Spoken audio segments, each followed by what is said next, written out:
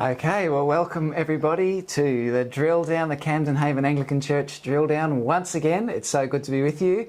My name's Nathan, and the Drill Down is where we look at the passage, whatever passage we've looked at on the Sunday, we drill down into it and catch up on things that either we didn't get a chance to catch up on, or look at things that we did get a chance to look at, we want to look at it more deeply, or think about your questions, that sort of thing. Just to remember that you can always look at questions, that sort of thing. Just to remember that you can always look at, where is it gone? There it is. You can always look at the previous sermons and things there. There you go. There's last week's on John's Gospel, and there's last week's drill down on Can You Lose Your Salvation with George Athos. And that's been really well watched, 109 views already just after a week. So we're all pretty amazed about that. So it's all pretty good. So thank you for that. Now, as we had a guest last week in George Athos, we have a guest this week, and that is Laurie Davies. So Laurie, thank you for being here today. G'day, welcome. Glad to be here. Excellent, excellent. Now, I just want to say I really thank God for Laurie and his wife Barb. They've been so super supportive here at church, and really so much wouldn't have happened without them, so very thankful. And I was talking with Laurie just last week, and he was sharing with me his concern about the recent proposed or legislation or a bill that's going on, however the language is, about voluntary assisted dying. And I thought, as well as being a really important issue for us to talk about, it would also be a good way to think about how Christians think about those sorts of issues. So that's what we're going to do. You might be a person who leaves the politics to the politicians. Well, we want to say that maybe Christians have got some part to play in that as well. So can I remind you, I've just lost my thing there we go.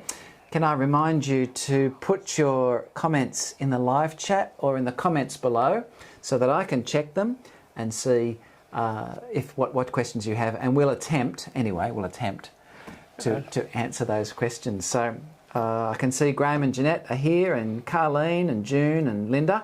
That's all really great. There's a bunch of others as well. There's always people I'm not sure who they are. They're watching, but that's okay. So Laurie, voluntary assisted dying, is that just another name for euthanasia? Yes. Okay. It's the name that has been attached to the legislation. Okay. And so euthanasia, we euthanize pets. We euthanize, if your pet's up, or we were talking beforehand about a pet that you had to in the end say it's time. So I suppose people are used to that sort of decision, but it actually hits families too, as there might be an accident in the family and they've got to work out whether the person who might be totally incapacitated, what are they going to do? So how do Christians think through this? But particularly as people get older and there's those sorts of options. Yeah, I guess I'm coming at it not from sitting down and rigorously thinking through the whole of euthanasia or assisted voluntary dying, so much as being provoked, which got me going. And that was when the legislation, just before the legislation was being presented to the lower house in the state parliament. It was reported in the media, and there are a couple of reporting comments in which the presentation of the report was that the Premier and the Leader of the Opposition would vote against the bill because they were Catholic. Oh, yeah, right. So they were sort of imposed a religious, and could just dismiss it, that sort of thing? Well, I think they were being dismissed as we don't really, there is no reason to hear them or listen to them. They're just sidelined. And so the assisted voluntary dying is in itself an important issue to talk through and think through. But I think there's an issue behind the issue. And so it's that I think got me going. And there were I was prompted in two ways. The first, I think, was the offhanded dismissal. And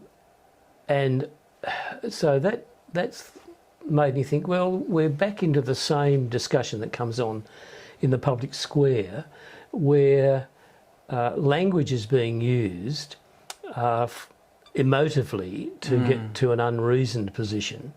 And the other thing that's happening is in this case it was the Catholic Church, but I think in the approach, the issue behind the issue, is that the Church itself has been sidelined and not seen anymore to be a legitimate contributor to public values and morals, nor the defender of a particular set of values that the Church has always stood for, reflecting the Judeo-Christian, the Christian foundation really for our society. Yeah, okay. So we're not so much going to talk about the words of the actual bill, but we're going to talk about the words around the words, that is the vibe and ideas within the community that actually impact on the words of that bill being either accepted or whatever. Yeah, I guess looking at the kinds of arguments that are being presented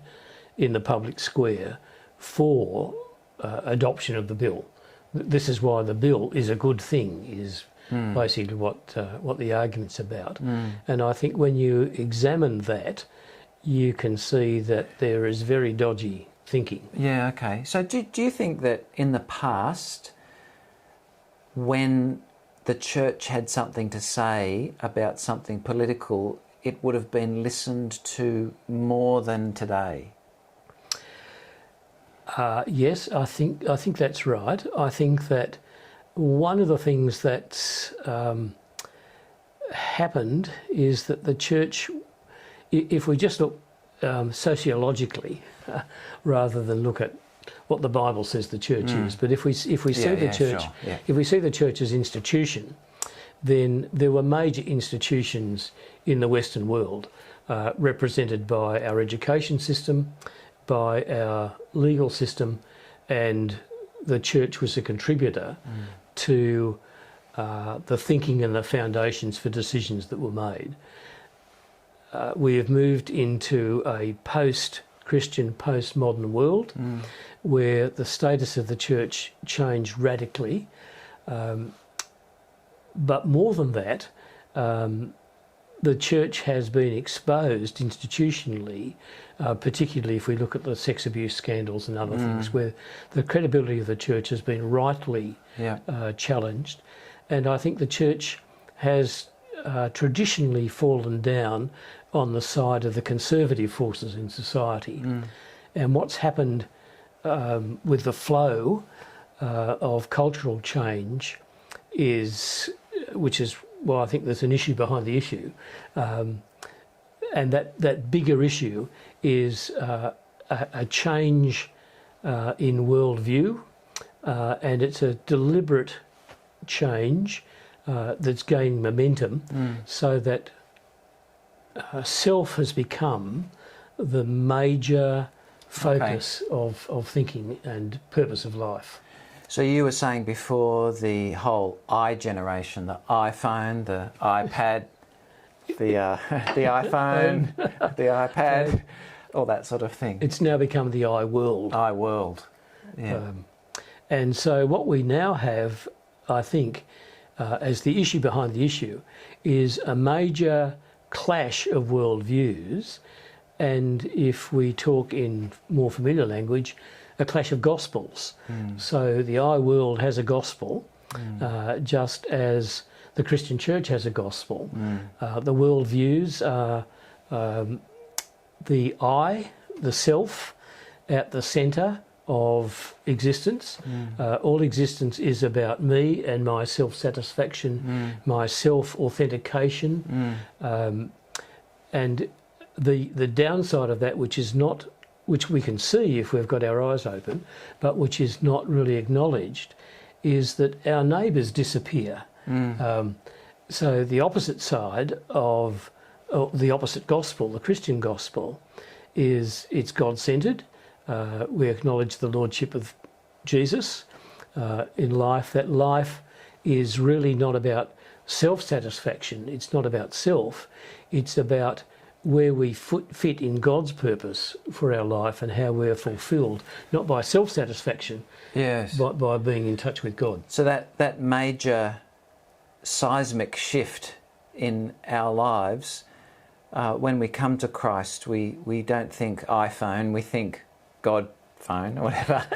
But that is going to make us not only say that not only my comfort is important, my comfort's important, but others' comfort is important. Others and what God thinks about this as well. That sort of thing. Yeah. Well, I think the I world has really, if it's rigorously honest, has no place for other people, other than how they bring about my self-purpose and satisfaction. So people have a subordinate role to me. Whereas the Christian gospel stands that on its head and says we are to deny ourselves for the sake of other people. So we are to love God and our neighbour. Whereas that outward-looking, vertical set of relationships is really denied in the I world. Now, they will back away from that very quickly because part of the shift in thinking is really, there's a great deal of denial and dishonesty. Wherever there are negatives, the shift is very quickly back to emotion and emotional argument. So if we jump from that back to assisted voluntary dying, for example, I'm sure, like me, most people will have heard people pleading for it on the basis of particular examples, and it needs to be a compassionate act. And the church is being presented as we have to stick to dogma and doctrine, and therefore we're less than compassionate. Yes. Ah, right. And so there needs to be institutional change, not in the church, but also in the law, which is now outdated. Yeah. So our current culture has moved along to the position where it says anything which is in the past is inferior to whatever's in the present. So it's sort of less relevant just by chronology. Yes. It's older, therefore it's not. Yes. It doesn't matter very much. And so the idea of being, would you say that the idea of being compassionate is then illustrated with extreme examples? So and so to try to bring in something based on an outlier, sort of, is that fair or is that unfair? I think I'd rather acknowledge that for many people it is genuinely and sincerely felt their concern for particular cases. So, but usually it's a family member or a close relationship, and so what they're exhibiting is genuine compassion for that person, and that is guiding the language. But to step back a bit, I think in the public square, in the argument, there's a bigger movement that's going on that's behind the I world. Now that's it's probably easier to come at that through some books. Yep. Let's have a look at these. We'll go. Which one is it? That's the one we want. So there are a couple of books, and I'll come back to being the bad guys a bit later as a good hook to hang some thinking on. But it's a small book, well written by an Australian, insightful, that'll help explain where we are from once the church, as Christians, we were the good guys. We wore the white hats. But suddenly not are we... There's not a lot of words on each page, is it? There's lots of gaps for you? A lot of gaps. It's let's have a look. Well written, well structured. It's, 142 pages. Not too bad. easy to read, Yeah. straightforward, well written, and very helpful. Another book that helps us understand, and so that's helping us to understand what's going on, particularly as Christians in the culture that we're facing now, and also this is an English writer, again easy to read, but both of them will give some more thoughtful structure to what's going on in the big committee. So that's picking up what I call the issue behind the issue. Yeah. So the particular issues being addressed are euthanasia, but also same-sex marriage started.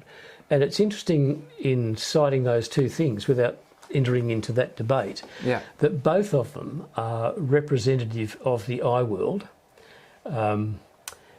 and both of them have promoted their argument by doing two things. One is cleverly using language for a political end. Now, a quick illustration from the same-sex marriage debate was trying to find an explanation for the radical population turnaround, the percentage of people for and against same-sex marriage. And it seems to me that change was cleverly brought about when we started talking about marriage equality. And once you put the equality word into the debate, who can be opposed to equality? Yes. Yeah. So you can immediately shut down opponents and others by putting them into the box of those people who are against equality. Yeah. They're just unfair, they're nasty people. The same thing, that seems to be a pattern with the use of language. So language, we tend not to think like this, but language actually can be quite a powerful political force by choosing the right words. And in the assisted voluntary dying debate, the words like compassion are used to evoke an emotional response rather than reasonable. So if at all you ask a question about whether this is good or not, you're actually against compassion. And then if you're from a church, they'll say, well, that's expected from you because you're just connected to your doctrines. You want to keep them up. You don't care about people. You only care about the doctrines. And so you can be dismissed at some level. Yes. Yeah. Gee, we're in a pickle, aren't we? We are indeed. And we're in... Now, I don't want to turn anyone off in terms of turning this... It is good that we... engage. We need to engage with our world for all sorts of reasons, not least of which is that we have children and grandchildren who are now having to cope with the I world, which is the dominant world. They're the dominant values that they're encountering. They're encountering them at school. It's the media. It's the current debates that are around them. And the thing that they have as both a benefit but as a major difficulty to deal with is the power of technology and social media. And so if you look at the opportunity for promoting any particular view, the I world is strongly promoting self-interest, self-fulfillment, self-authentication. It's really interesting. Again, I think to go back to these two books, one of the things that they do is that they sort of say, how is it possible, or that they identify, that sex has stepped to the centre of the stage and sexuality as a major vehicle for the debates. Now, assisted voluntary dying is not doing that, but it's part of that movement using the same sort of strategies and the same approach. And to understand then how the self is being promoted, let me recommend another book. Now this is, despite its size, readable. It's just a mere 400 pages, but it is well written, but it does require a bit more energetic use of the grey cells. Yeah, okay. So it's not, but it is excellently written and a comprehensively wonderful book, I think. It will show exactly how the current preoccupation of self has come out. Some of the early stuff is based, it's based in history in the Western world and the major influences of that, but it's got a lot to say about the psychological therapeutic language that is around self, self-justification, self-authentication, self-fulfillment. So for background to get into behind the issue, the issues behind the issue, there's plenty of resource to pick up things that perhaps we would need to skip over now. So just on that, what I wanted to show you was, we'll just go to here so you can see that a bit better. So this is the Reformers Bookshop, and there's a link in the description below the screen that you're watching now.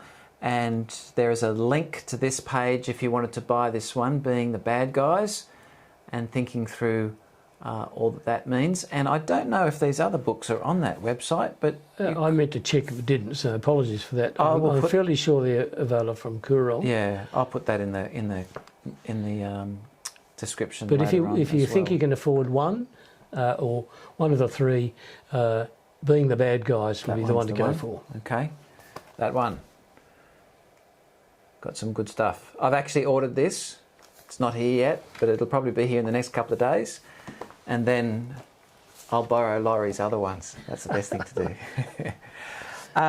So, okay, just to recap a little bit, we've looked at the idea of, in some sense, the dismissal of the church's opinions or church's voice because it's said to be simply expounding dogma and not concerned about people.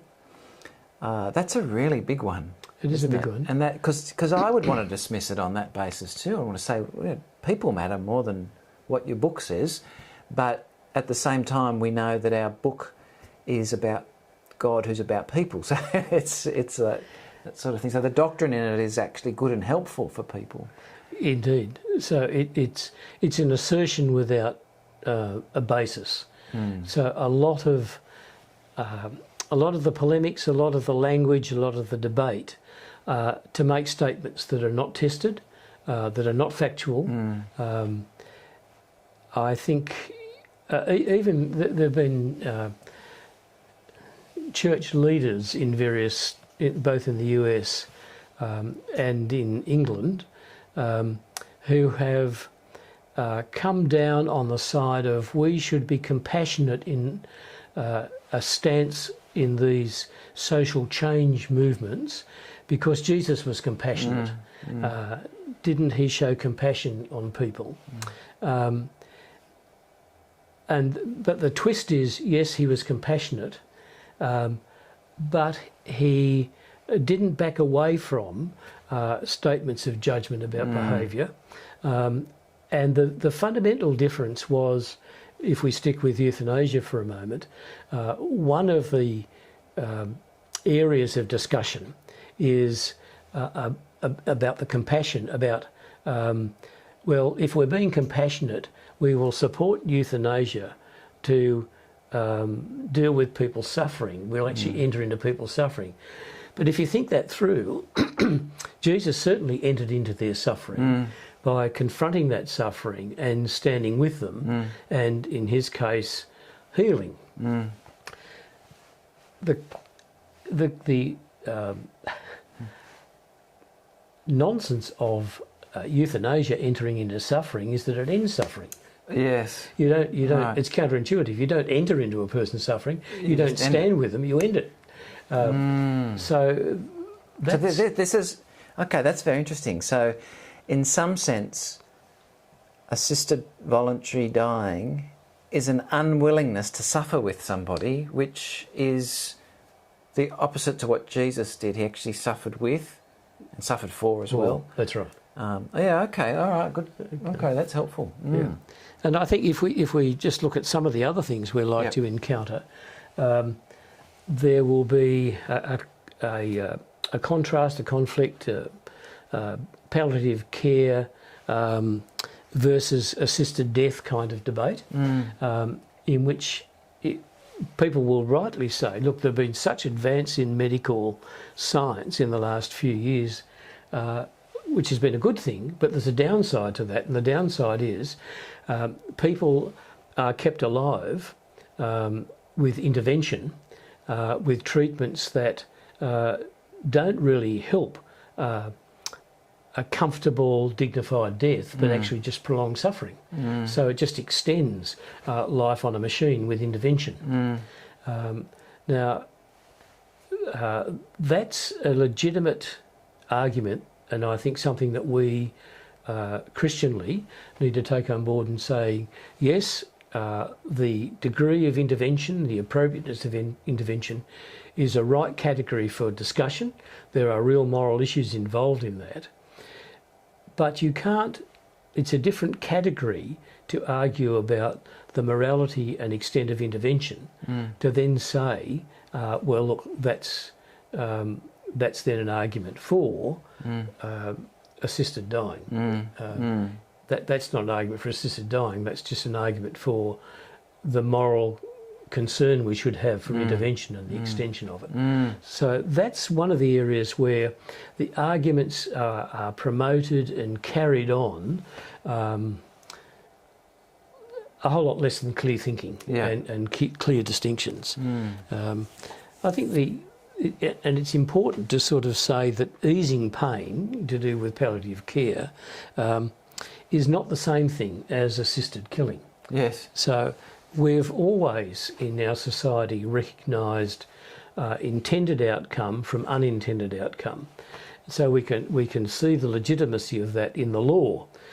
People can murder someone, which is intentional, taking of life, or somebody could be killed in an accident, which was entirely unintentional. So we draw that distinction in the outcome. Yes, there's death, but one was intended, one wasn't. And so when we apply that then to palliative care and to easing pain, we can say, well, palliative care is all about helping relieve pain. That's its intention. It may be that something goes wrong and an unintended outcome is that a person might die. But the hard factual evidence is that rarely does palliative care cause death. Right, okay. Whereas the intention of assisted voluntary death is death. Is death, yes. So so when you inject somebody with drugs, with a lethal drug, the intended outcome is death. Yeah. Palliative care is not intended death. Yes. Its outcome may be death, but there's a very legitimate and important distinction to be made. Yeah, so that intention is really, really an important distinction. Yeah, thank you for that. Yeah, that's good.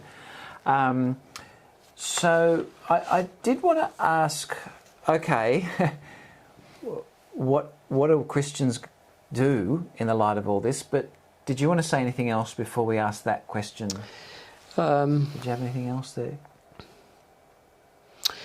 No, I don't think so. I think no,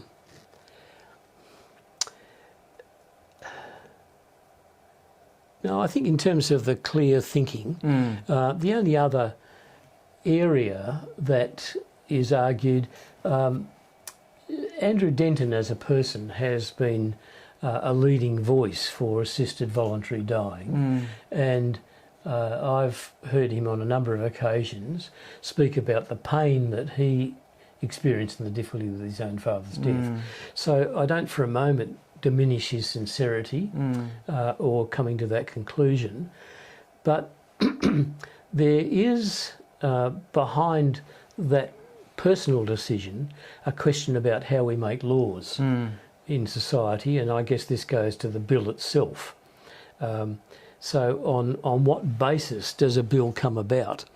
So you might actually have, well, I guess we can say laws can come out of difficult cases, but they can be bad laws. Yes. Not necessarily good laws. So the lived reality, just having been through COVID, was we can see where laws, legal structures are in place so that people have not been able to visit a dying relative. Mothers have been separated from families; they can't cross borders. So a law to try and help the community fight COVID, in a particular instance, we look at it and think, oh, hold on, we need to review that. That's actually not a good law in that application. So we come to examples of laws being strictly imposed, which in fact are not bad laws in themselves. It's the application of the law. But we have always in our society, so if we look at broader Australian context, the courts, if somebody breaks a law, then what can happen is that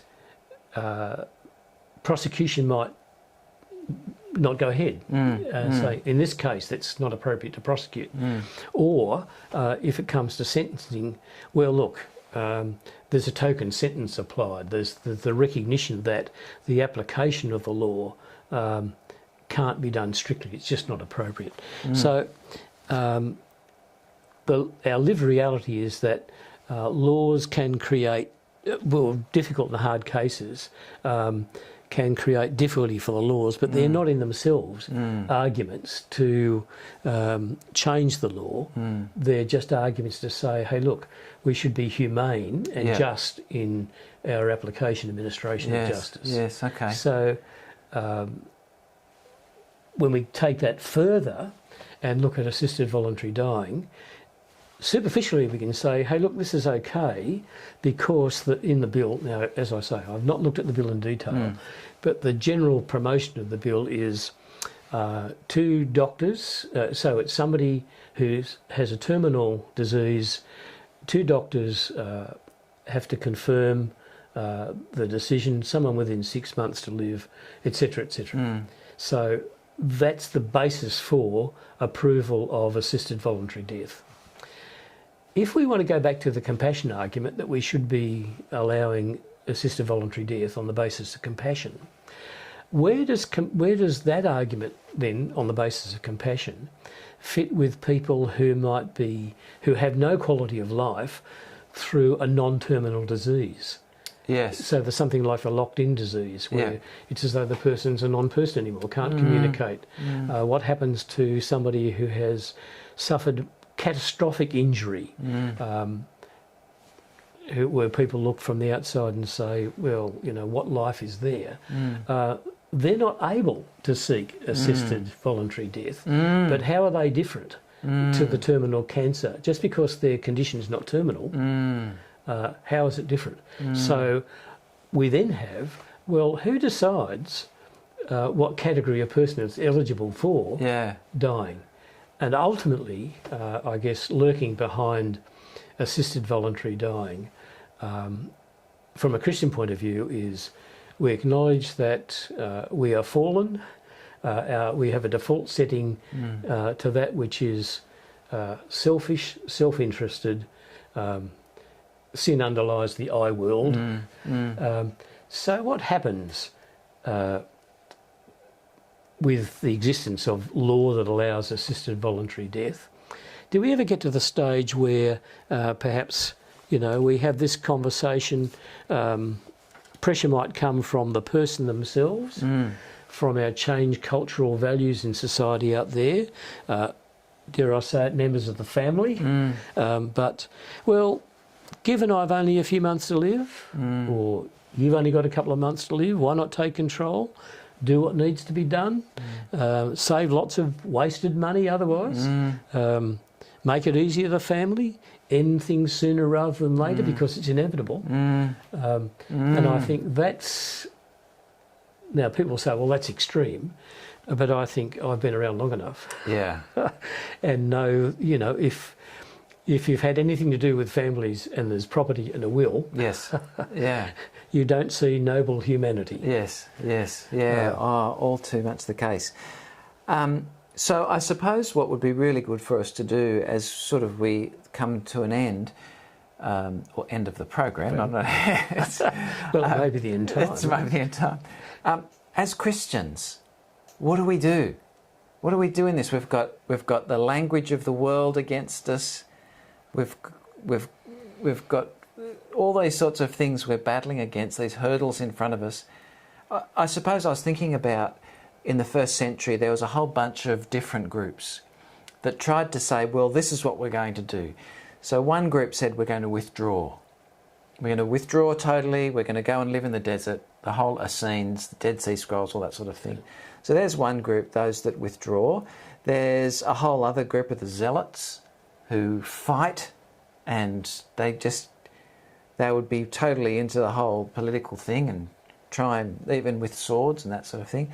Other ones I was thinking of, those the compliant, which is, I suppose, in some sense, like the tax collector, who's Jewish but working for the Romans, saying, well, this is where we're at, this is the only way we're going to survive, so may as well just do this.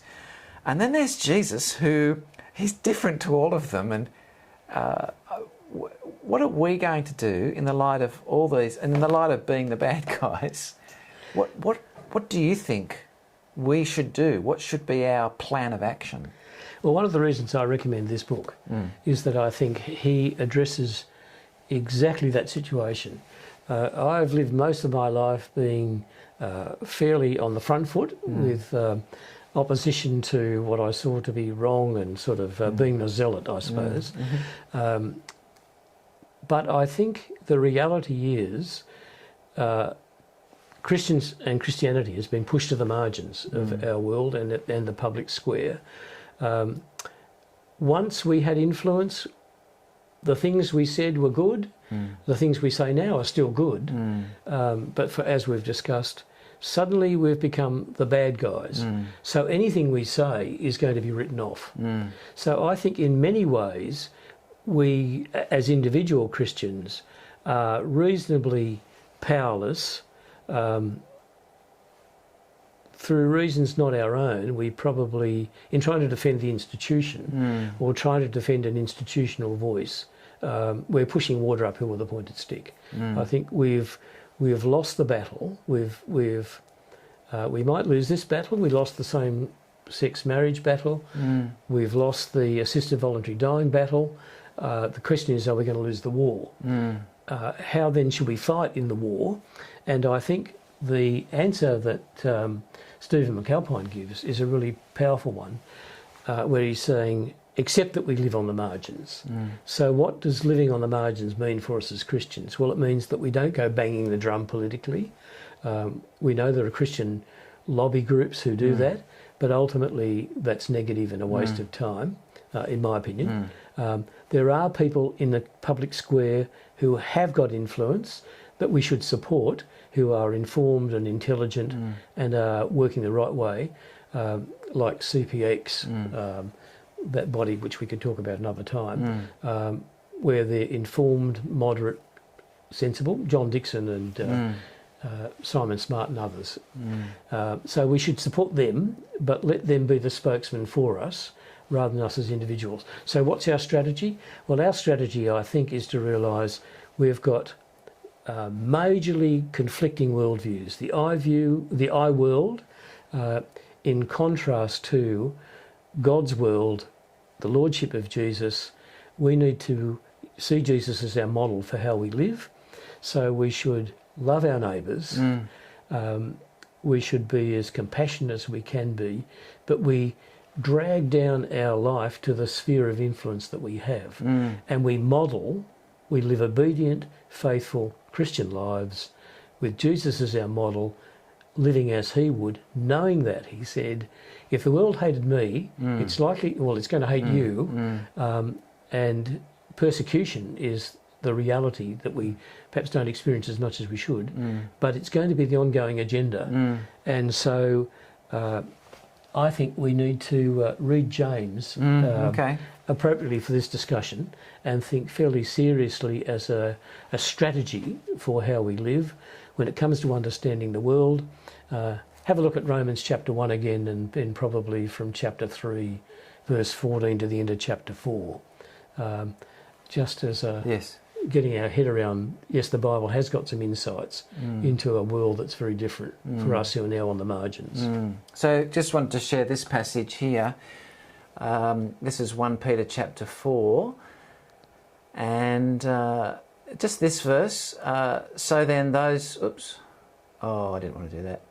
Oops, I'll have to go back. How did I do that? That was clever. Okay, I'm going to go and find it here. Go back to here. Excuse me, everybody, while I find this again. Bible, Gateway, and 1 Peter 4. And let's have a look here. It's this bit here. So then those who suffer according to God's will should commit themselves to their faithful Creator and continue to do good. Is there some sense there that we whatever situation we find ourselves in, just get on in your little spot, being faithful, and keep persevering in that case, sort of thing? That's right. Yeah. The I world will fall apart, and we're going to have lots and lots of young people who are already talking about purpose in life, and one of the things they can't find anywhere is forgiveness. So forgiveness is one of the three things that becomes a major concern for young people, and I think people have said there will be a relative tsunami of people who find the I world in fact is not satisfactory. Things are falling apart everywhere. Yeah. We will see an increased pressure for transgender acceptance, hundreds of genders. That sort of nonsense will fall apart. What will matter is the person who will see the authentic Christian, will see purpose and will see acceptance, inclusion, compassion, and welcome, and they will see in our lives. Jesus. They'll see Jesus in us, and it's Jesus that they will be attracted to, where they'll find their fulfilment, their identity, their authentic self, and they'll find forgiveness on the way. Okay, so I suppose the surprising application or the surprising action in all of this is to be humble and gentle and faithful wherever you're at, and God will use that significantly and powerfully, because I think back to the Roman Empire, when we were thinking the way that Paul says submit to the governing authorities, this in the end proved to be a conquering submission. Yes. Incredibly powerful. The fact that we are where we are today is because of Jesus, but also of Christians who were faithful to him, who submitted, it's not that like they didn't turn their brains off, but they submitted, they lived out faithful lives, and in the end people said, well, that's much better. That's much better than all. Look how terrible this is going. Yeah. And so we're familiar with the statements of look at the Christians, see how much they love each other. And to love one another, to love another person, is to submit to the other person's good. It's to actually say my significance is not in my self-fulfillment and my self-satisfaction, but it's in my serving the other person for their good. Yeah. And ultimately our time in this world, so I'm not wanting to say pie in the sky when we die, but ultimately the whole of this life is the working out of God's intention that we will dwell with him in his new creation forever. And so our fulfillment, our purpose is being experienced now, but fully consummated then. And just to pick up your comments before about being humble and the rest of it, I am not like that. But hopefully the Holy Spirit can keep on working, so I'm very much a work in progress. Yeah. And my hope and prayer is that I might be able to influence people in terms of pointing them to Jesus. And they will see that when